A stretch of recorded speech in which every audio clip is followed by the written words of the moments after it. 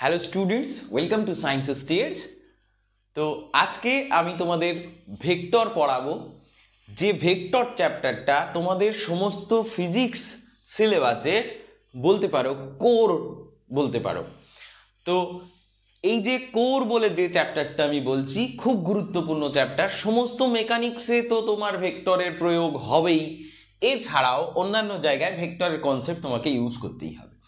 তো যাই হোক, ভেক্টরটা মোস্ট ইম্পর্টেন্ট চ্যাপ্টার। ক্লাস 11-এর ভিত্তিতে যদি আমরা চিন্তা করে থাকি, তাহলে ক্লাস 11-এর প্রবাবলি মোস্ট ইম্পর্টেন্ট চ্যাপ্টার হলো ভেক্টর। তো ভেক্টর সম্বন্ধে আমাদের ডিপলি জানতে হবে, ভিতর থেকে পুরোটা কনসেপ্ট ক্লিয়ার করতে করতে এগোতে হবে। তো প্রথম থেকে শেষ পর্যন্ত পার্ট বাই পার্ট লেকচারগুলোকে ডিভাইড আমি করেছি এবং প্রত্যেকটা টপিক কভার করার চেষ্টা করেছি। তো তোমরা প্রথম থেকে পরপর ভিডিও 1, 2, 3 এমনভাবে পরপর এগোবে। তো ঠিক আছে, শুরু করা যাক। তো ভেক্টর শুরু করি। প্রথমে আমি কি কি টপিক পড়াবো সেটা আমি লিখে রেখেছি। তো দেখতে পাচ্ছ, ভেক্টর নিয়ে আমি যে টপিক ভিডিও 1-এ কোনগুলো আলোচনা করব সেটা আমি লিখে রেখেছি, সেটা তোমার ডেসক্রিপশানে আমি অবশ্যই দিয়ে দেবো। এবার এই টপিকগুলো দেখে আমি পরপর সেই টপিক ওয়াইজ তোমাদেরকে আমি পড়াবো।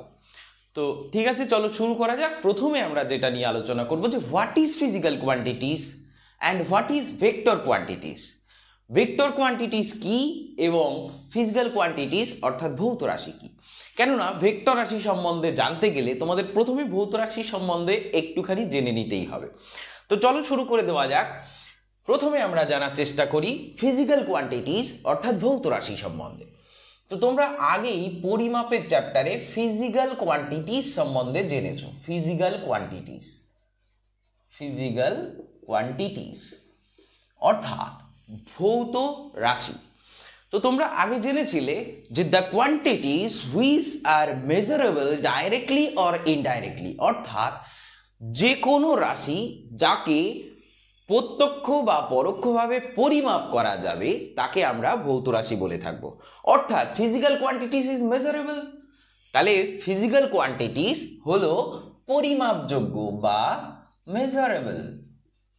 মেজারেবল অর্থাৎ পরিমাপ করা যায়। মেজারেবল নয় কিন্তু মেজারেবল, পরিমাপ করা যায়। এখন এই যে ভৌত রাশিগুলো রয়েছে, সেই ভৌত রাশিগুলোকে মূলত আমরা দুটো পার্টে ডিভাইড করেছিলাম। ফিজিক্যাল কোয়ান্টিটিসকে আমরা দুটো পার্টে ডিভাইড করেছিলাম। Number 1 fundamental quantities and number 2 ডেরাইভড quantities. আচ্ছা, আমি লেকচারটা বাংলাই বলে থাকি, কিন্তু লেখার সময় আমি ইংলিশটা ব্যবহার করছি। তার কারণ তোমাদের পরবর্তী কম্পিটিটিভ এক্সাম বা যা কিছু পরপর পড়ানোর চেষ্টা আমিও করব, বা তোমরা যেখান থেকে হোক পড়ছো সেটা, এখন সেখানে তোমাদের কিন্তু ইংলিশ টার্মগুলো পরপর জানতেই হবে। যদি তুমি না জেনে থাকো তাহলে এগোনোটা, সেটা তুমি অনার্স লাইনে গিয়ে থাকো বা আদার্স কোনো লাইনে, তোমার মূলত ইংলিশ ভার্সানেই পড়তে হবে। সুতরাং এখন থেকে সেই অভ্যেসটা তোমার মধ্যে তৈরি করা খুব জরুরি, মোস্ট ইম্পর্টেন্ট এটা। যার কারণে আমি এইভাবে লেকচারটা ডেলিভার করার চিন্তাভাবনা করে নিয়েছি। তো ঠিক আছে, তোমাদের যেটা খুব বেশি প্রবলেম বলে আমি মনে করব যে এটা প্রবলেম হতে পারে, সেটা আমি বাংলাতেও লিখে দেব। যেমন এখানে ফান্ডামেন্টাল কোয়ান্টিটিস কারা? ফান্ডামেন্টাল কোয়ান্টিটিস হলো মৌলিক রাশি, বাংলা এটাকে আমরা বলি মৌলিক রাশি। এবং ডেরাইভড কারা? লব্ধ রাশি, অর্থাৎ কাউকে ব্যবহার করে যে রাশিগুলোকে আমরা পাই তারা হচ্ছে লব্ধ রাশি। কাউকে বলতে কাকে? ফান্ডামেন্টাল বা মৌলিক রাশিকে ইউজ করে আমরা যে সমস্ত রাশি তৈরি করি সেগুলোই হচ্ছে ডেরাইভড কোয়ান্টিটিস বা লব্ধ রাশি। দেখো ফান্ডামেন্টাল কোয়ান্টিটিস কটা? ফান্ডামেন্টাল কোয়ান্টিটিস 7টা। আমরা পড়েছিলাম ফান্ডামেন্টাল কোয়ান্টিটিস কটা? ফান্ডামেন্টাল কোয়ান্টিটিস 7টা। নাম্বার 1 দৈর্ঘ্য, ভর, সময়, উষ্ণতা, দীপন প্রাবল্য, পদার্থের পরিমাণ এবং প্রবাহ মাত্রা। তাহলে এই যে 7টা আমরা কোয়ান্টিটিস বললাম, এরা হচ্ছে ফান্ডামেন্টাল কোয়ান্টিটিস। আর এই 7টা কোয়ান্টিটিসকে ইউজ করে আমরা যে কোয়ান্টিটিসগুলো পেয়ে থাকি বা রাশিগুলো পেয়ে থাকি তারা হলো ডেরাইভড কোয়ান্টিটিস। আচ্ছা, তাহলে আমরা ফান্ডামেন্টাল এবং ডেরাইভড কোয়ান্টিটিস বুঝলাম, যারা ফিজিক্যাল কোয়ান্টিটিস থেকেই এসছে, অর্থাৎ ফিজিক্যাল কোয়ান্টিটিসকে আমরা ডিভাইড করেছিলাম দুটো পার্ট। নাও এই ফিজিক্যাল কোয়ান্টিটিসকে আমরা আরও অন্য নামেও ডাকতে পারি, সেটাই মূলত আমাদের আজকের পড়ার বিষয়। তো দেখো, এই ফিজিক্যাল কোয়ান্টিটিসের মধ্যে কিছু কোয়ান্টিটিস আছে, ফিজিক্যাল কোয়ান্টিটিসের মধ্যে কিছু কোয়ান্টিটিস আছে যাদের কেবলমাত্র মান নয়, সঙ্গে তাদের দিক অর্থাৎ অভিমুখও আছে। তাহলে ফিজিক্যাল কোয়ান্টিটিস আমরা দুটো পার্টে ভাগ করেছিলাম, একটা হচ্ছে ফান্ডামেন্টাল, আমি মুছে ফেলেছি কিন্তু ব্যাপারটা হচ্ছে এটা না মুছলেই ভালো ছিল।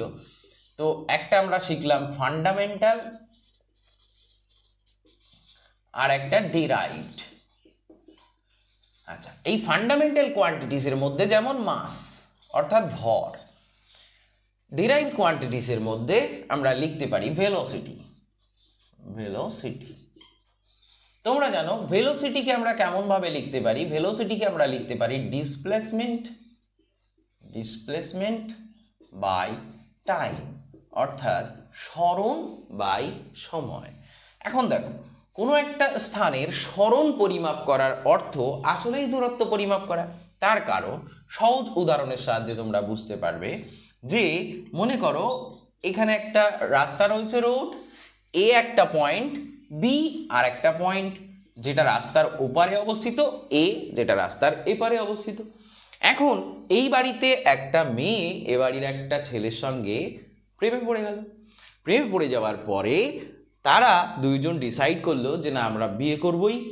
এখন তাদের বিয়ে ঠিকও হলো, কিন্তু এই বাড়ি থেকে অর্থাৎ এই পজিশন থেকে বি পজিশনে যারা নিমন্ত্রণে যেতে চাইছে, তারা বলতে চাইছে যে না, আমি এইভাবে সরাসরি এত দূরত্বে তোমরা যা ঘটিয়েছো বাবা, আমরা অনেক দূর ঘুরতে ঘুরতেই ওখানে পৌঁছাবো, নাহলে ঠিক মজা আসছে না। সেই কারণের জন্য তারা বলল গাড়ি ঠিক করে দাও, আমি এই রাস্তা বরাবর ঘুরে তারপর এখানে এসে পৌঁছাবো।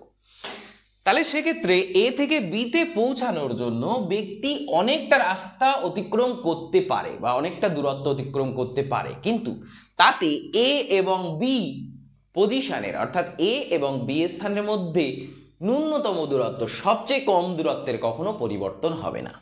সবচেয়ে কম দূরত্ব অর্থাৎ কোনটা?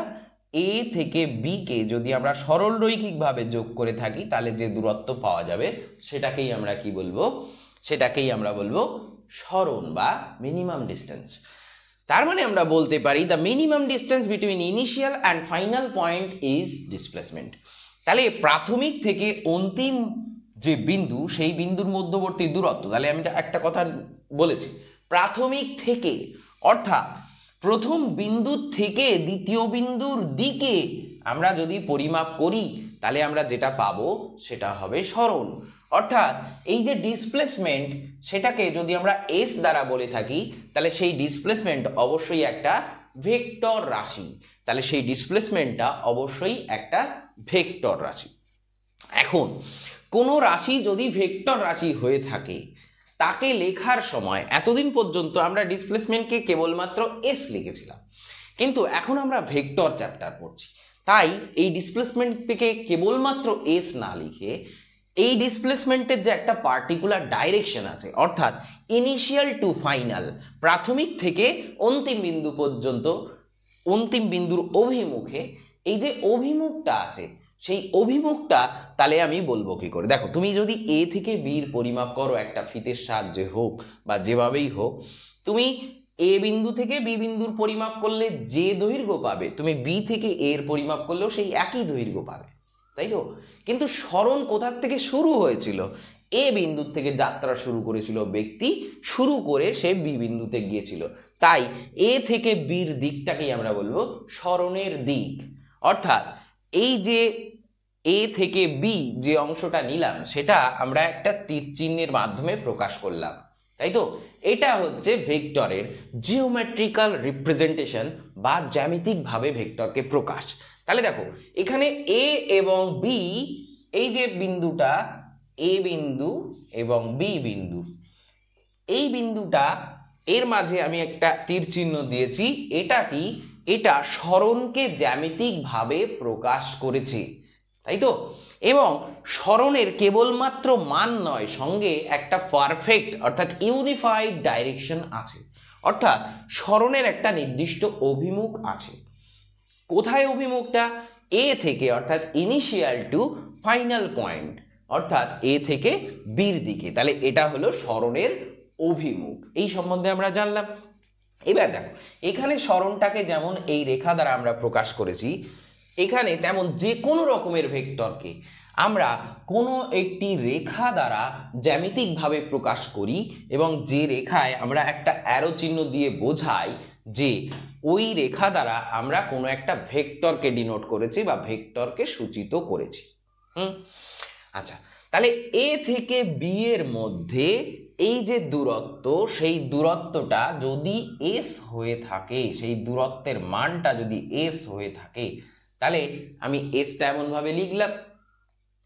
এবং এটা যে ভেক্টর রাশি সেটা বোঝানোর জন্য আমাদের আর একটা কাজ করতে হবে। কি করতে হবে? এই এস এর মাথায় আমাদের একটা ভেক্টর সিম্বল ইউজ করতে হবে। তাহলে এস এর মাথায় আমাদের একটা ভেক্টর সিম্বল ইউজ করতে হবে, অর্থাৎ যে কোনো একটা ভৌত রাশি সেটা যদি ভেক্টর রাশি হয়ে থাকে, তাহলে তাকে প্রকাশ করার জন্য তার মাথায় আমরা একটা তীর চিহ্ন ইউজ করব, ঠিক আছে। আচ্ছা, সাপোজ তুমি বললে ভেলোসিটি, ভেলোসিটি অর্থাৎ সরণ বাই সময়, তাই তো। তাহলে আমি কি দেখলাম?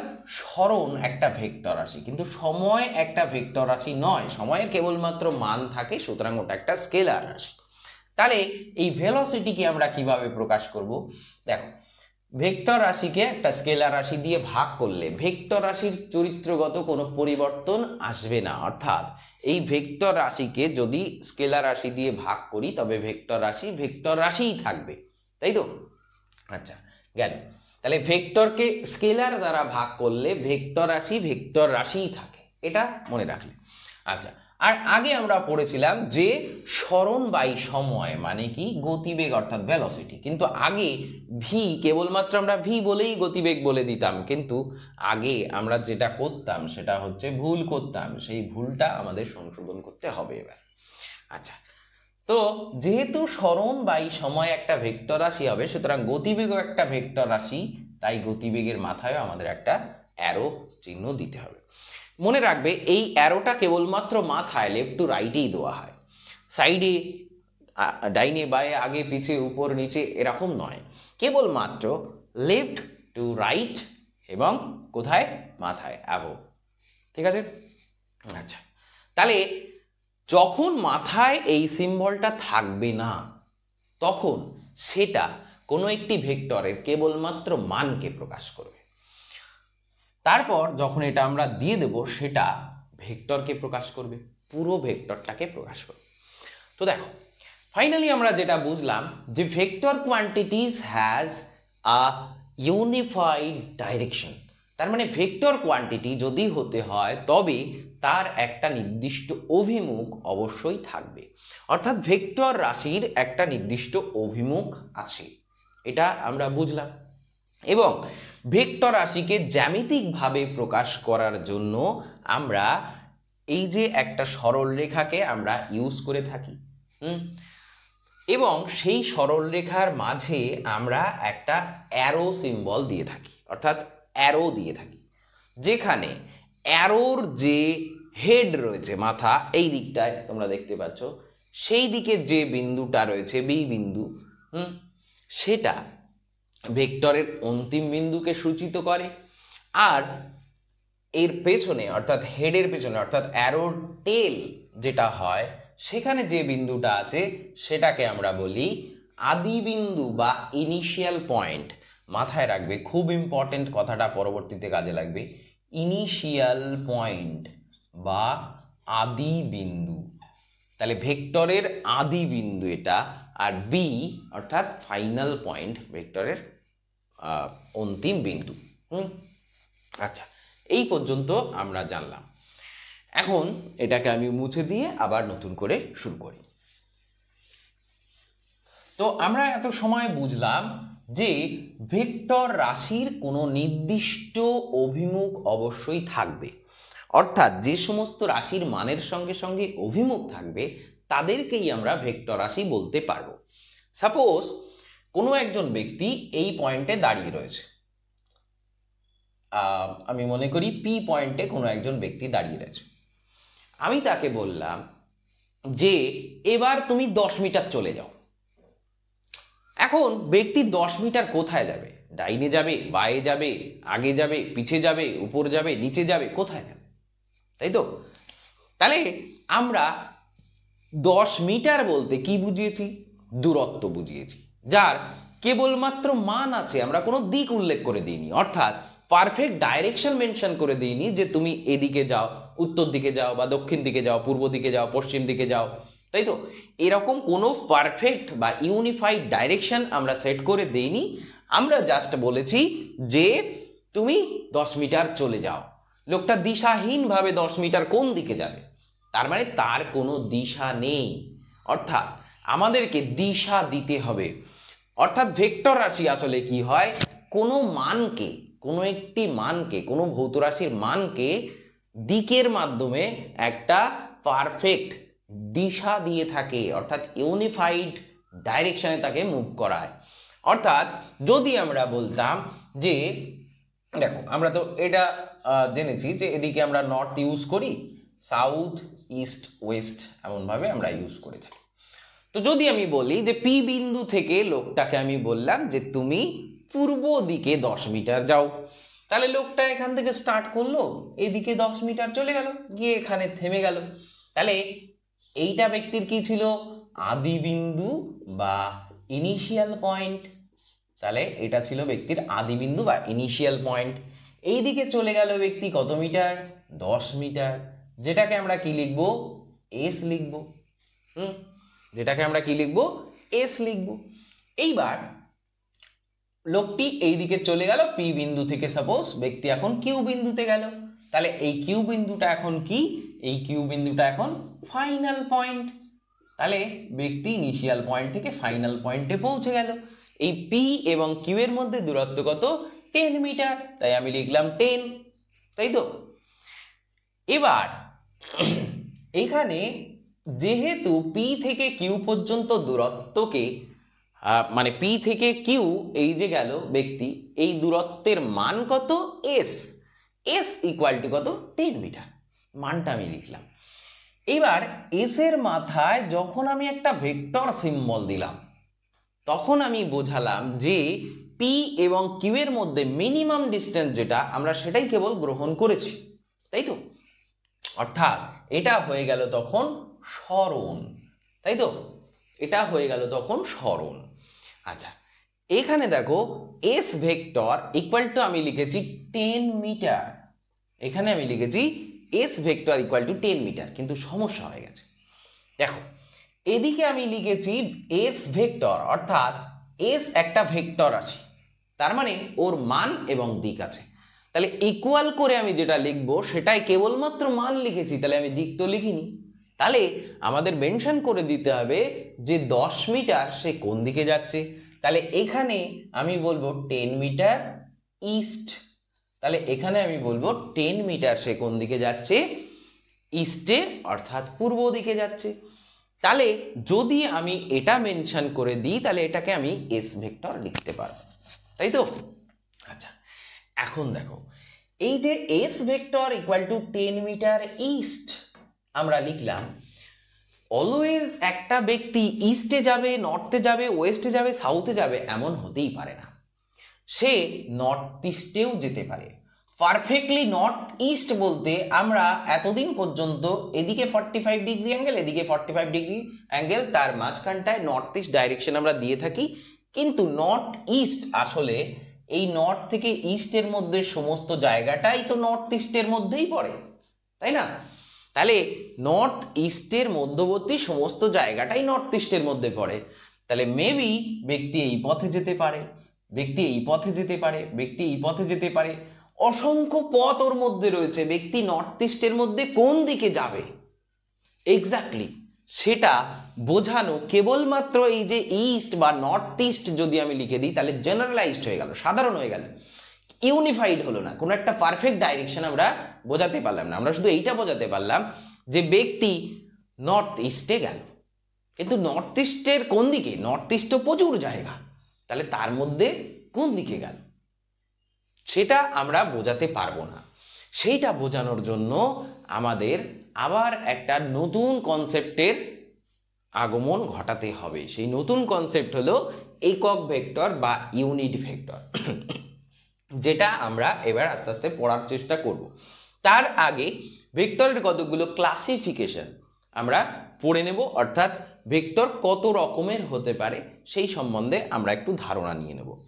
আচ্ছা, তাহলে এখান থেকে আমরা যেটা বুঝলাম যে পারফেক্টলি ইস্ট যদি মুভমেন্ট হয়ে থাকে কোনো ব্যক্তির, বা পারফেক্টলি নর্থ ডাইরেকশনে যদি মুভমেন্ট হয়ে থাকে, ওয়েস্টে হয়ে থাকে বা সাউথে হয়ে থাকে, তাহলে এক্স্যাক্টলি বস্তু নর্থ ইস্ট সাউথ দিয়েই এটাকে আমরা লিখতে পারি ঠিকই, কিন্তু বস্তু নর্থ ইস্টের কোনো জায়গায়, যে কোনো জায়গায় গেলে, বা নর্থ ওয়েস্টের কোনো জায়গায় গেলে, বা সাউথ ওয়েস্টের কোনো জায়গায় গেলে, বা সাউথ ইস্টের কোনো জায়গায় গেলে, তাকে পারফেক্টলি আমরা তার ডাইরেকশনটাকে ডিফাইন করতে পারবো না।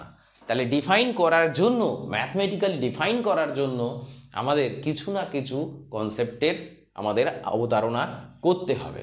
তাহলে সেই কনসেপ্টটা কি? সেই কনসেপ্টটাই হচ্ছে ইউনিট ভেক্টরের কনসেপ্ট, যেটা আমরা পড়ব একটু পরে। তো ইউনিট ভেক্টরের মূলত কাজ হচ্ছে কোনো একটা ভেক্টরকে আইডেন্টিটি দেওয়া। আমরা পরে পড়ছি ভেক্টরকে আইডেন্টিটি কিভাবে ইউনিট ভেক্টর দিয়ে থাকে। আচ্ছা চলো, এবার আমরা ভেক্টরকে জিওমেট্রিক্যালি কিভাবে রিপ্রেজেন্ট করি সেটা আমরা দেখেছি, যে কোনো একটি ভেক্টরকে জিওমেট্রিক্যালি রিপ্রেজেন্ট করার জন্য আমরা কেবলমাত্র একটা সরল রেখা অঙ্কন করে থাকি, এবং সেই যে সরল রেখাটা আছে সেই সরল রেখাটায় আমরা একটা অ্যারো দিয়ে থাকি, যেটা বোঝানোর জন্য যে এই সরল রেখাটার দ্বারা আমরা কোনো একটা ভেক্টর রাশিকে প্রকাশ করেছি। ঠিক আছে, তাহলে কোনো একটা ভেক্টর রাশিকে জ্যামিতিকভাবে প্রকাশ করার জন্য আমরা সরলরেখা ইউজ করে থাকি। যেই সরল রেখাংশ ইউজ করে থাকি, যে সরল রেখাংশের, এটাকে বলা হয় ইনিশিয়াল পয়েন্ট, এটাকে বলা হয় ফাইনাল পয়েন্ট। এই যে ইনিশিয়াল ফাইনাল পয়েন্টের মধ্যে যে দূরত্ব, সেই যে দূরত্ব বা যে দৈর্ঘ্যটা, সেই দৈর্ঘ্যের সাহায্যে সেই পার্টিকুলার ভেক্টরের মানটাকে আমরা প্রকাশ করে থাকি, এবং এতে যে তীর চিহ্নটা দিয়েছি বা অ্যারো হেডটা দিয়েছি সেটার সাহায্যে আমরা বোঝাতে পারি যে আমরা যে আলোচনা করছি সেটা অবশ্যই ভেক্টর রাশি নিয়ে আলোচনা করছি। তাহলে this is the geometrical representation of a vector.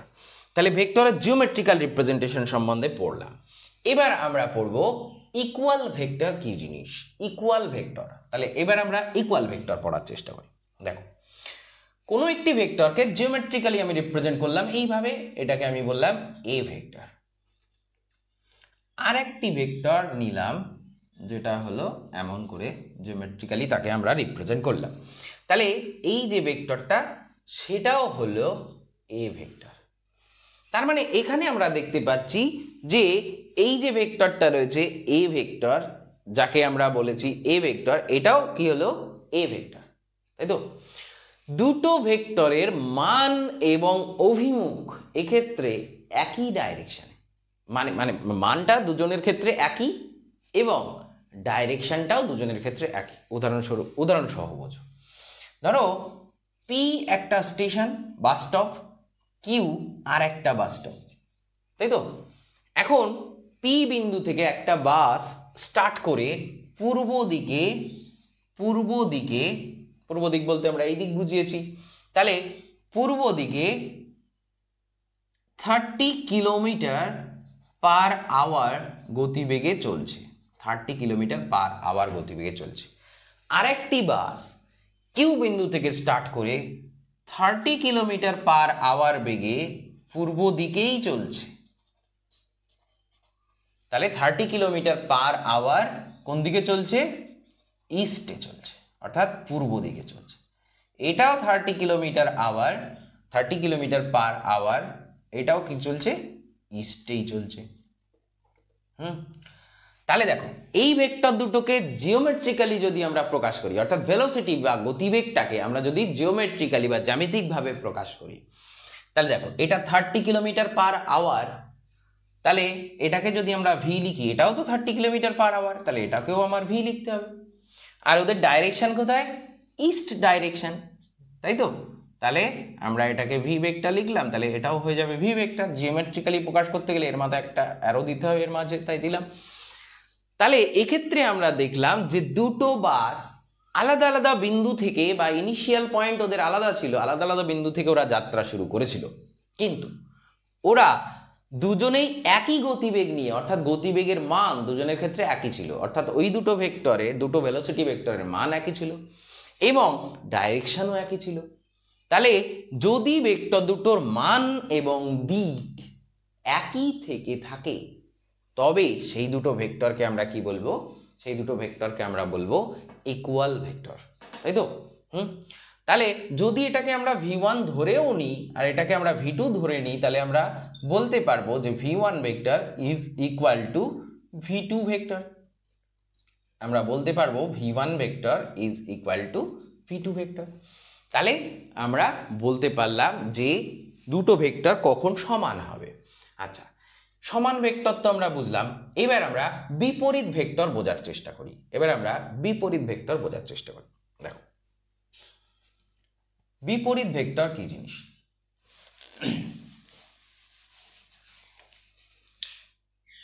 আবারও আমরা সেরকম একটা উদাহরণ নিয়ে নিই।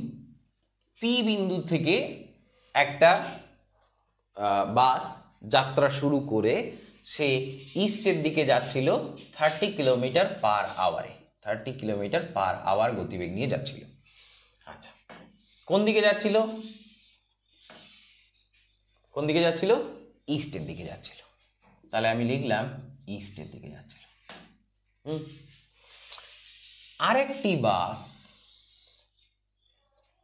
আরেকটি বাস মনে করি যে এই পি ড্যাশ বিন্দু থেকে যাত্রা শুরু করে এই কিউ ড্যাশ বিন্দুর দিকে আসছিল।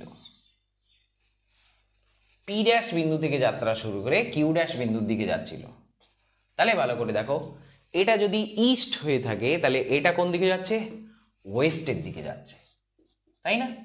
তাহলে এটা ইস্টে যাচ্ছিল কিন্তু এটা ওয়েস্টে যাচ্ছে। তার মানে ডাইরেকশনালি অপোজিট ডাইরেকশনে যাচ্ছে। আচ্ছা, বুঝলাম। কিন্তু এটাও 30 কিলোমিটার পার আওয়ারে যাচ্ছে, তাহলে এটাও 30 কিলোমিটার পার আওয়ারে এক্স্যাক্টলি অপোজিট ডাইরেকশনে যাচ্ছে, তাই তো? তাহলে দেখো এই দুটো ভেক্টরের মান 30। তাহলে আমরা দেখলাম এই দুটো ভেক্টরের বা ভেলোসিটি ভেক্টরের মান একই হয়ে গেল, কিন্তু এদের অভিমুখ একটা ইস্টের দিকে আর একটা ওয়েস্টের দিকে। তাহলে ভেক্টরের মান একই হলেও তাদের অভিমুখ যদি পাল্টে যায় তবে তাদেরকে আমরা বলবো বিপরীত ভেক্টর। তাহলে বুঝলাম যে বিপরীত ভেক্টর কি জিনিস। আচ্ছা, চলো এইবার আমরা পড়ব কোলিনিয়ার ভেক্টর বা একরেখীয় ভেক্টর। বলা হয়, তাহলে আমরা কি পড়ব? Collinear vector.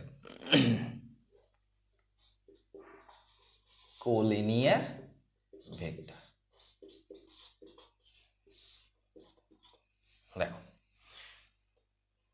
এখানে একটি ভেক্টরকে আমরা জ্যামিতিকভাবে প্রকাশ করলাম, সাপোজ এটা এ ভেক্টর। আরেকটি ভেক্টরকে আমি জ্যামিতিকভাবে প্রকাশ করলাম, সাপোজ সেটা বি ভেক্টর। আরেকটি ভেক্টরকে আমি জ্যামিতিকভাবে প্রকাশ করলাম, সাপোজ সেটা সি ভেক্টর। তাহলে এখানে ভেক্টরগুলোকে ভালো করে তাদের জ্যামিতিক প্রকাশটাকে খেয়াল করলে আমরা দেখতে পাবো এই যে ভেক্টরটা রয়েছে তার আদি বিন্দু এই দিকে থাকবে, কেননা অ্যারোর টেল যেদিকে থাকে সেদিকে আদি বিন্দু থাকে। এই ভেক্টরটার আদি বিন্দু এদিকে রয়েছে, কিন্তু এই ভেক্টরটার আদি বিন্দু কিন্তু এদিকে রয়েছে, অর্থাৎ এই ভেক্টরগুলোর ডাইরেকশন যেদিকে, এই ভেক্টরটার ডাইরেকশন কিন্তু তার উল্টো দিকে রয়েছে। আচ্ছা, যাই হোক, এবার দেখো এই যে দুই বা তার বেশি, এখানে দুটো নিয়েছি, মানে এই দুটোকে ভাবতে পারি বা এই তিনটে একসঙ্গে ভাবতে পারি। তাহলে দুই বা তার বেশি যদি ভেক্টর আমরা নিয়ে থাকি এবং সেই ভেক্টরগুলো যদি একই রেখা বরাবর ক্রিয়াশীল হয়, মানে কিরকম? দেখো আবারও উদাহরণ আমরা এরকম বলতে পারি, যে ধরো একটা দড়ি টানাটানি খেলা হচ্ছে, ঠিক আছে? এখন এখানে একটা দড়ি রয়েছে, তাকে সুন্দর করে মার্কিং করা রয়েছে, এটাই মনে করতে পারো তুমি দড়ি, এখানে দড়িটাকে মার্কিং করা রয়েছে। এখন এদিক থেকে একটা দল F1 বল দিয়ে, বল একটা ভেক্টর রাশি তাই আমরা ভেক্টর সিম্বল দিলাম, এদিকে আর একটা দল F2 বল প্রয়োগ করে দড়িটাকে টানার চেষ্টা করছে। এরা যদি ইস্টের দিকে টানার চেষ্টা করে তাহলে এরা ওয়েস্টের দিকে টানার চেষ্টা করছে, মানে এক্স্যাক্টলি অপোজিট ডাইরেকশনে। সরি, কিন্তু অপোজিট ডাইরেকশনে টানার চেষ্টা করলেও যদি ভেক্টোরিয়ালি একে আমরা আলাদা করে আঁকি চিত্রটাকে, তাহলে আমরা একটা জিনিস দেখাতে পারবো, এই পয়েন্টটার থেকে F1 এই ডাইরেকশনে কাজ করছে আর F2 এই ডাইরেকশনে কাজ করছে, অর্থাৎ দুটো ভেক্টর একই রেখা বরাবর পরস্পর উল্টো দিকে কাজ করছে। যদি এইরকম ভাবে ভেক্টর একই রেখা বরাবর কাজ করে তবে তাকে আমরা একরেখীয় ভেক্টর বলতে পারি। দেখো তাহলে বললাম কি, একরেখীয় বা কোলিনিয়ার ভেক্টর, মূল কথা একই লাইনে থাকবে, সেটা সেম ডাইরেকশনে হতে পারে বা অপোজিট ডাইরেকশনে হতে পারে। যেমন এই দিকে কেউ একজন কোনো বস্তুর উপরে বল প্রয়োগ করছে, বলটা হলো F1, সেই সেম ডাইরেকশনে আরেকজন ব্যক্তি F2 বল প্রয়োগ করছে। তাহলে এই যে F1 আর F2 একই রেখা বরাবর কাজ করছে একই দিকে, এদেরকেও আমরা বলতে পারি কোলিনিয়ার ভেক্টর বা একরেখীয় ভেক্টর। বুঝলাম? আচ্ছা, তাহলে আমরা কোলিনিয়ার ভেক্টর সম্বন্ধে জেনে নিলাম।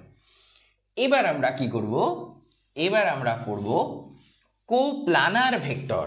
এত সময় পর্যন্ত ভেক্টর একই লাইন বরাবর গেল, এবার আমরা পড়ব কোপ্লানার ভেক্টর। কোপ্লানার ভেক্টর, কোপ্লানার। তাহলে কোপ্লানার ভেক্টর বলতে কি বোঝায়? একই প্লেনে বা একই তলে থাকা ভেক্টরকে আমরা কোপ্লানার ভেক্টর বলতে পারি। সাপোজ এখানে এ একটা বিন্দু রয়েছে, এখানে বি আর একটা বিন্দু রয়েছে, এখানে সি আর একটা বিন্দু রয়েছে। এই এ বিন্দু থেকে কোনো একটা ব্যক্তি এই ডাইরেকশনে দৌড়তে শুরু করলো v1 গতিবেগ নিয়ে, বি বিন্দু থেকে আরেকজন ব্যক্তি এদিকে দৌড়তে শুরু করলো v2 বেগ নিয়ে, সি থেকে একজন ব্যক্তি এদিকে দৌড়তে থাকলো v3 বেগ নিয়ে। Any direction, A B C থেকে যে কোনো ডাইরেকশনে ব্যক্তিরা দৌড়তে পারে, কিন্তু আমরা ভাবতে পারি যারা দৌড়চ্ছে তারা সবাই একই তলে দৌড়চ্ছে। কেউ তো দৌড়াতে দৌড়াতে ক্রিস সিনেমার মতো উপরের দিকে উড়ে যেতে পারবে না, বা উড়ে যাচ্ছে না, বা ধরে নিয়ে উড়ে যাচ্ছে না, লাফ মারছে না, জাম্প করছে না। এই ক্ষেত্রে আমরা কি দেখব, যে তারা একটা বিন্দু থেকে স্টার্ট করে একটা তলের উপরে দৌড়চ্ছে। তার মানে এই যে ভেক্টরগুলো, ভেলোসিটি ভেক্টরগুলো সবাই একই তলের উপরে আছে, তাই তো? তাহলে যখন এরকম একাধিক ভেক্টর একই তলের উপরে থাকবে তখন তাদেরকে আমরা বলবো একতলীয় বা কোপ্লানার ভেক্টর। এবার দেখো একটা জিনিস খুব ইম্পর্টেন্ট ভেক্টর পড়ার সময়, তার ডাইরেকশন। দেখো এখানে v1 ভেক্টর এবং v2 ভেক্টরের মধ্যে কোণ কত, অর্থাৎ এরা দুইজন আলাদা জায়গার থেকে যাত্রা শুরু করতে পারে। মেবি এই এটা কলকাতায় রয়েছে আর এই বিটা বর্ধমানে রয়েছে, ঠিক আছে, আমি ধরে নিলাম। তাহলে বর্ধমান থেকে একটা বাস কোনো দিকে যাচ্ছে, আবার কলকাতা থেকে আর একটা বাস কোনো দিকে যাচ্ছে। তাহলে আমি বললাম এ বিন্দুটা কলকাতায় অবস্থিত, এই বিন্দুটা কলকাতায়, আর বি বিন্দুটা বর্ধমানে। তাহলে বি বিন্দুটা বর্ধমানে অবস্থিত এবং এ বিন্দুটা কলকাতায় অবস্থিত। এ বিন্দু থেকে কোনো একটা বাস একটা দিকে যাত্রা শুরু করেছে, বি বিন্দু থেকে কোনো একটা বাস একটা দিকে যাত্রা শুরু করেছে, দুজনেই পৃথিবী পৃষ্ঠের উপরেই চলছে নিশ্চয়ই, তাই তো? এই দুজনের মধ্যে মধ্যবর্তী, অর্থাৎ এই যে v1 ভেক্টর এবং v2 ভেক্টর, তার মানে বাস দুটোর যে ভেলোসিটি ভেক্টর তাদের মধ্যে অ্যাঙ্গেল কত জানতে গেলে আমরা কি করে জানবো? দেখো আমরা এই যে v2 তাকে যদি এরকম ভাবে পেছন দিকে বিবর্ধিত করি তাহলে v1 ভেক্টরের দিকের সঙ্গে ডাইরেকশনের সঙ্গে v2 ভেক্টরের ডাইরেকশনের মধ্যে যে কোণ পাওয়া যাবে এটাকেই আমরা বলবো অ্যাঙ্গেল বিটুইন দ্যাট ভেক্টর। তাহলে এই দুটো ভেক্টরের মধ্যবর্তী ভেক্টর মানে মধ্যবর্তী কোণটা আমরা কিভাবে ডিনোট করব? ভেক্টরটি আলাদা বিন্দুতে থাকলেও তাকে পেছন দিকে বিবর্তিত করেও আমরা এটা করতে পারবো। Another method, most important method, যেটা আমরা পরবর্তী লেকচারগুলোতে সব জায়গায় ইউজ করে থাকবো। দেখো, একটা বাস বর্ধমানে চলছে আর একটা বাস কলকাতায় চলছে। বর্ধমান থেকে বাস তুলে এনে কলকাতায় রাখার কোনো প্রশ্ন নেই, কিন্তু আমরা তো এরকম ভাবতে পারি যে এই যে বি ভেক্টর মানে এই যে v2 ভেক্টর, যেটা বি বিন্দু যার ইনিশিয়াল পয়েন্ট ছিল, আমরা যদি এই ভেক্টরকে জ্যামিতিকভাবে এই যে তীর চিহ্ন দ্বারা আমরা প্রকাশ করেছিলাম ভেক্টরটাকে, এই ভেক্টরটাকেই যদি আমরা তার দিককে আনঅল্টার্ড রেখে অর্থাৎ দিককে পরিবর্তন না করে এবং মানকে পরিবর্তন না করে এই ভেক্টরটা এবং এই ভেক্টরটার আদি বিন্দু দুটো একই জায়গায় নিয়ে আসি। এরকমভাবে এই ভেক্টরটা ধরো আমি এখানেই নিয়ে আসলাম, তাহলে দিক অল্টার করবো না, মানে ঠিক এর সঙ্গে দেখো সমান্তরালে রয়েছে, তাহলে দিক অল্টার করিনি। আর মান অল্টার করবো না, মানে এর মান যা ছিল আমরা সেরকম মানই মনে মনে ধরে নেব। ঠিক আছে, তাহলে এত দূর পর্যন্ত আসবে আনুমানিক। তাহলে আমরা দেখতে পাবো এই যে কোণটা পাবো, দেখো এক্ষেত্রেও কোণ থিটা হয়ে থাকলে এক্ষেত্রেও কোণ থিটা হবে, তাই তো? তার মানে ভেক্টর দুটোর আদি বিন্দু এক জায়গায় করে আমরা তাদের মধ্যে কোণ কত আছে সেটা জেনে নেব। অবশ্যই মাথায় রাখতে হবে, ভেক্টরের মধ্যবর্তী কোণ বলতে আমরা কিন্তু কখনো এই পাশেরটা বুঝিনি। কেন? ভেক্টরের যে অভিমুখগুলো রয়েছে সেই অভিমুখগুলোর মধ্যবর্তী যে কোণ, সেই কোণটাকেই আমরা কিন্তু গ্রহণ করব ভেক্টর দ্বয়ের মধ্যবর্তী কোণ হিসাবে। ঠিক আছে, আচ্ছা, তাহলে এখান থেকে আমরা শিখলাম যে কোপ্লানার ভেক্টর কি জিনিস এবং দুটো ভেক্টরের আদি বিন্দু এক জায়গায় করে কিভাবে তাদের মধ্যবর্তী কোণ আমরা জানতে পারবো। এবার আমরা পড়ব যেটা ফার্স্ট আমরা বলে এসেছিলাম যে most important topic, unit vector. তাহলে এই যে ভেক্টরের ক্লাসিফিকেশন আমরা করছি অর্থাৎ ভেক্টরের ভাগগুলো আমরা করলাম, তার মধ্যে মোস্ট ইম্পর্টেন্ট হচ্ছে ইউনিট ভেক্টর। তাহলে সেই ইউনিট ভেক্টর সম্বন্ধে এবার আমরা আলোচনা করে নিই। তাহলে ইউনিট ভেক্টর কি, সেই ইউনিট ভেক্টর সেটা আমরা দেখার চেষ্টা করি। ইউনিট ভেক্টর, তাহলে আমরা একটা উদাহরণ দিয়েছিলাম যে কোনো একজন ব্যক্তি যে কোনো একটা পয়েন্ট থেকে যাত্রা শুরু করে সে 10 মিটার যাচ্ছে। এখন 10 মিটার বললে সে 10 মিটার কোন দিকে যাবে, ডাইনে বাঁয়ে উপর নিচে আগে পিছে কোন দিকে সে যাবে, সেই দিকটা তাকে যদি আমরা না বলে দিই তাহলে সে একটা নির্দিষ্ট অভিমুখে চলতে পারবে না, তাই তো? তাই আমরা উদাহরণস্বরূপ বলেছিলাম যে পি বিন্দু থেকে একটা ব্যক্তি স্টার্ট করে মনে করলাম যে পূর্ব দিকে বা ইস্টে চলছে, 10 মিটার সে ইস্টে গেল। তাহলে এই 10 মিটারটাকে আমরা এস দ্বারা যদি প্রকাশ করে থাকি অর্থাৎ ডিসপ্লেসমেন্ট দ্বারা যদি প্রকাশ করে থাকি, তাহলে ডিসপ্লেসমেন্ট কত? 10 মিটার।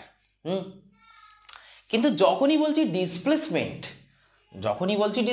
সাপোজ এটা কিউ পয়েন্ট, যদি ডিসপ্লেসমেন্ট আমরা বলে থাকি তাহলে ডিসপ্লেসমেন্ট একটা ভেক্টর রাশি। তাহলে এসকে আমাদের মাথায় যদি ভেক্টর না দিই তবে ওটাকে তো ভেক্টর রাশি বলা যাচ্ছে না, তাহলে এর মাথায় ভেক্টর দিয়ে দিলাম। যখনই এর মাথায় ভেক্টর দিয়ে দিলাম তখন সমস্যা হয়ে গেল, মাঝখানে আমি ইকুয়াল সিম্বল বসিয়ে এদিকে আমি লিখেছি 10 মিটার, কিন্তু এই 10 মিটারটা তো কেবলমাত্র এস ভেক্টরের মান, তাই না? তাহলে এস ভেক্টরের অভিমুখটা কোথায় গেল? তাহলে 10 মিটার কোন দিকে? ইস্ট। যদি আমরা বলে দিই 10 মিটার ইস্ট, তাহলেই আমরা কমপ্লিট করে দিলাম ভেক্টরটাকে লিখে। তখন আমরা ইকুয়াল দিয়ে 10 লিখতে পারবো, 10 মিটার ইস্ট যেহেতু পুরোটা বলে দিলাম। তার মানে ভেক্টরকে যদি আমরা তার মান এবং দিকে বিভাজিত করে লিখতে চাই, মান এবং দিকে ভেঙে লিখতে চাই, ভেঙে লিখতে পারি। এবার দেখো যে এই যে মান এবং দিকে ভেক্টরটাকে ভেঙে লিখব, ম্যাথমেটিক্যালি সেটা আমরা কিভাবে করব, অলওয়েজ তো ইস্ট ডাইরেকশনে যাবে না, নর্থ ইস্টের মধ্যে যে কোনো জায়গায় যেতে পারে বা সাউথ ইস্টের মধ্যে যে কোনো জায়গায় যেতে পারে, আমরা আগে বলে এলাম। তো সেক্ষেত্রে আমরা কি করব, তার জন্যই আমাদের মূলত এই জিনিসটার অবধারণা। তো দেখো, ধরি একটি ভেক্টরকে জিওমেট্রিক্যালি আমি প্রকাশ করেছি, এই যে এই ভেক্টরটি আমি ধরে নিলাম এ ভেক্টর। সাপোজ এই ভেক্টরটা এ ভেক্টর, তাহলে এই এ ভেক্টরের মান, তাহলে এ ভেক্টরের মান বা ম্যাগনিটিউড অফ এ ভেক্টর মান কত, এ। তাহলে এ ভেক্টরের মান কত, এ। তাহলে এই যে এ, সেই এটাকে বলা হয় পরম মান, এ ভেক্টরের পরম মান, যেটা ম্যাথমেটিক্যালি আমরা কেমন ভাবে লিখতে পারি, কোনো ভেক্টরের পরম মান বার করতে গেলে সেই ভেক্টরটাকে একটা চিহ্নের মধ্যে রাখতে হয়, যাকে আমরা বলি মডিউলাস। তাহলে modulus of A vector is equal to কি, ইজ ইকুয়াল টু এ, অর্থাৎ ভেক্টরের পরম মান। ঠিক আছে, আচ্ছা, তার মানে এই যে এ ভেক্টরটা রয়েছে, সেই এ ভেক্টরটাকে আমরা দেখো দিক এবং তার মানকে কেমন, মানে তার মান এবং দিকে কিভাবে এই ভেক্টরটাকে ভেঙে ফেলতে পারি আমরা সেটা দেখি। সরি, এর জন্য আমাদের কি করতে হবে, একটি নতুন ভেক্টরের অবতারণা করতে হবে, যেটাই আমরা বলেছি ইউনিট ভেক্টর। তো দেখো, এই যে এ ভেক্টরটা, আমরা বলছি কোনো একটি ভেক্টরকে, এখানে আমি এ ভেক্টর ধরেছি, তাই এ ভেক্টরকে সেই ভেক্টরের পরম মান দ্বারা ভাগ করলে, তাহলে এ ভেক্টরের পরম মান কোনটা, মডিউলাস অফ এ ভেক্টর, তাই তো। তাহলে সমান করলে আমরা কি লিখতে পারি, এ ভেক্টর বাই এ। তাহলে কোনো একটি ভেক্টরকে সেই ভেক্টরের মান দ্বারা ভাগ করলে আমরা যেটা পাই সেটাকেই আমরা বলি ওই ভেক্টরের অভিমুখে একক ভেক্টর বা ইউনিট ভেক্টর। যে একক ভেক্টরকে আমরা সাধারণভাবে এন ক্যাপ দ্বারা বলে থাকি, এন মাথায় এই যেটা দিলাম এটা হলো ক্যাপ, টুপি, তাহলে এইভাবে একটা ক্যাপ পরিয়ে দিলাম। তাহলে আমরা বললাম কোনো একটি ভেক্টর, এটা যে কোনো ভেক্টর হতে পারে, not a vector always, any vector, সেই ভেক্টরকে তার মান দিয়ে, অর্থাৎ সেই ভেক্টরের মান দিয়ে যদি আমরা ভাগ করে থাকি, তবে আমরা সেই ভেক্টরের দিক পাই। তাহলে এই যে এন ক্যাপ, সেই এন ক্যাপ বা ইউনিট ভেক্টর, এই এন ক্যাপটাকে আমরা বলি ইউনিট ভেক্টর। এই ইউনিট ভেক্টরটা আসলে কি করে, ভেক্টরের দিকটাকে প্রকাশ করতে সাহায্য করে। এবার ম্যাথমেটিক্যালি এই এন ক্যাপের একটা মান আমরা নির্ণয় করতে পারবো, আস্তে আস্তে লেকচারের মধ্যে আমরা এটা শিখতে থাকবো। তাহলে এই এন ক্যাপের কিন্তু একটা ইউনিক মান রয়েছে, যে মানটা বলে দেবে ওই ভেক্টরটার ডাইরেকশন এক্স্যাক্টলি কোন দিকে। তাহলে এখান থেকে আমরা কি লিখতে পারি, দেখো, অতএব আমরা লিখতে পারি এ ভেক্টর ইকুয়াল টু, এই এটা এন ক্যাপের সঙ্গে গুণ করে দিলাম, তাহলে এ এন ক্যাপ, যেখানে এই এটা কি, এই এটা হলো কোনো একটি ভেক্টরের মান, অর্থাৎ ম্যাগনিটিউড। তাহলে এটা হলো ম্যাগনিটিউড বা মান। আরে এই এন ক্যাপটা কি, এই এন ক্যাপটা হলো এই এ ভেক্টরেরই ডাইরেকশন বা অভিমুখ। তাহলে এই এ ভেক্টরেরই ডাইরেকশন বলা হয় এটাকে। তার মানে আমরা বুঝলাম কোনো একটি ভেক্টরকে তার মান এবং দিকে আমরা ভেঙে ফেলতে পারি, ঠিক যেমনটি আমরা এখানে করেছিলাম যে পি বিন্দু থেকে একটা বস্তু 10 মিটার এদিকে গিয়েছিল, তারপরে আমরা একটা ইস্ট বলে দিয়েছিলাম, যে ইস্টটা বোঝাচ্ছিল সে 10 মিটার শুধু যায়নি, 10 মিটার ইস্টে গিয়েছে, তাই তো। তারপরেই সেটাকে আমরা এস ভেক্টর বা ডিসপ্লেসমেন্ট ভেক্টর বলতে পেরেছিলাম, তাই তো। ঠিক তেমন এখানেও দেখো মান আর দিকের গুণফল রূপে রয়েছে, এখানেও মান আর দিকের গুণফল রূপে রয়েছে, তাই তো। এবার তোমার প্রশ্ন আসতে পারে যে এন ক্যাপের মান কত হবে। দেখো, এন ক্যাপ একে বলা হয় ইউনিট ভেক্টর, তাহলে ইউনিট ভেক্টরের মান অলওয়েজ কত হবে, 1। তাহলে ইউনিট ভেক্টরের মান যদি 1 হয়ে থাকে, তাহলে দেখো এর সঙ্গে 1 গুণ করলে এই পাওয়া যায়, অর্থাৎ তাতে এ ভেক্টরের পরম মানের কোনো পরিবর্তন হচ্ছে না। ঠিক আছে, তাহলে এই যে এন ক্যাপ সেটা আমরা কেবলমাত্র ইউনিফাইড ডাইরেকশন বোঝানোর জন্যই আমরা এর অবতারণা করেছি। কিভাবে আমরা ডাইরেকশনটা বোঝাবো সেটা আমরা আস্তে আস্তে বুঝতেই পারবো।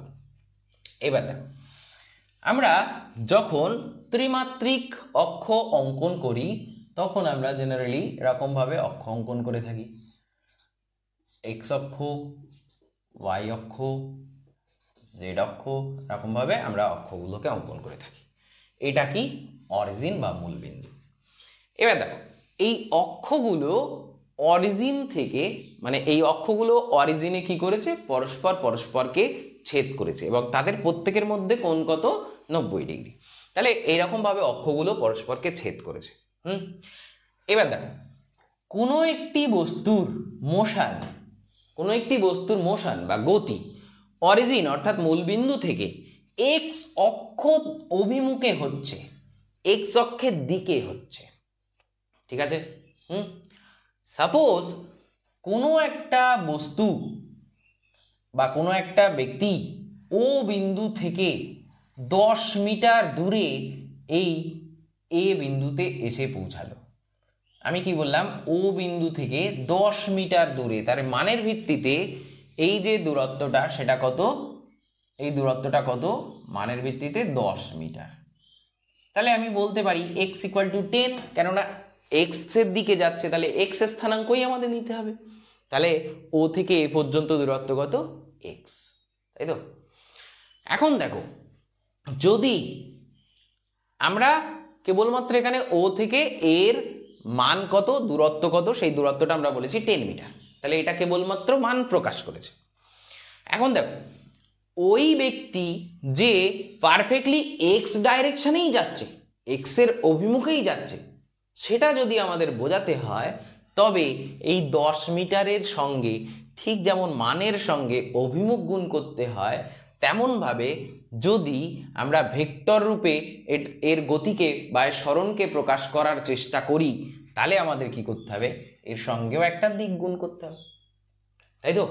তাহলে সাধারণভাবে আমরা দেখেছিলাম কি, যে কোনো একটি ভেক্টর মানে সেই ভেক্টরের মান ইনটু সেই ভেক্টরের অভিমুখ প্রকাশক একক ভেক্টর, যেটাকে সাধারণভাবে আমরা এন ক্যাপ বলেছিলাম, তাই তো। কিন্তু এবার দেখো, ব্যক্তি এক্স এর দিকে যাচ্ছে, তাও আমি লিখে দিলাম এখানে একক ভেক্টরটা এন ক্যাপ। ব্যক্তি ওয়াই এর দিকে যাচ্ছে, তাই তো, তাও আমি লিখে দিলাম ওয়াই = 10 এন ক্যাপ, তাই তো। ব্যক্তি জেড এর দিকে যাচ্ছে, সরি এটা ওয়াই = এখানে লিখলাম 10 এন ক্যাপ। এটা ব্যক্তি জেড এর দিকে যাচ্ছে, তাহলে জেড = লিখলাম 10 এন ক্যাপ, তাই তো। তাহলে আমি পারফেক্টলি বোঝাতে পারলাম যে এক্স ওয়াই জেড এর দিকেই যাচ্ছে ব্যক্তি, কেননা এন প্রত্যেকের ক্ষেত্রেই তো ইউনিফাইড করতে পারলাম না, ইউনিক কিছু করতে পারলাম না, তাই তো। তাই দেখো, এখানে এন ক্যাপ না লিখে আমরা লিখব আই ক্যাপ, অর্থাৎ কোনো বস্তু এক্স অক্ষ বরাবর চলছে এইটা বোঝানোর জন্য এক্স অক্ষ বরাবর একক ভেক্টরটাকে আমরা কি বলি, আই ক্যাপ।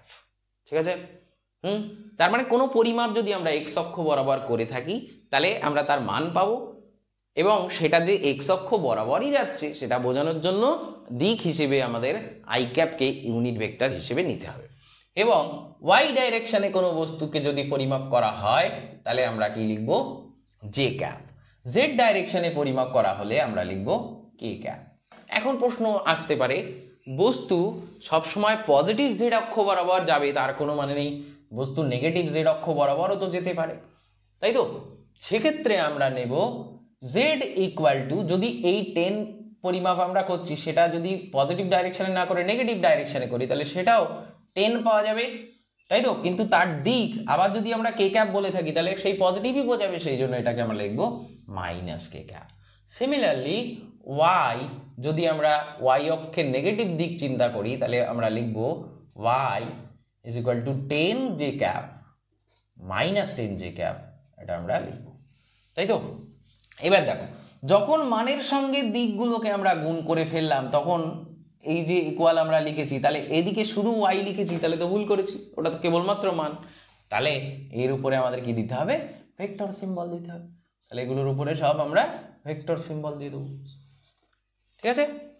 একইভাবে এক্স এর বিপরীত ডাইরেকশন যদি আমরা এই দিকের কথা চিন্তা করে থাকি, এদিকের কথা চিন্তা করে থাকি, তাহলে আমরা লিখবো x vector is equal to -10 i cap, তাই তো। এরকম ভাবে আমরা ইউনিট ভেক্টরটাকে ডিনোট করি।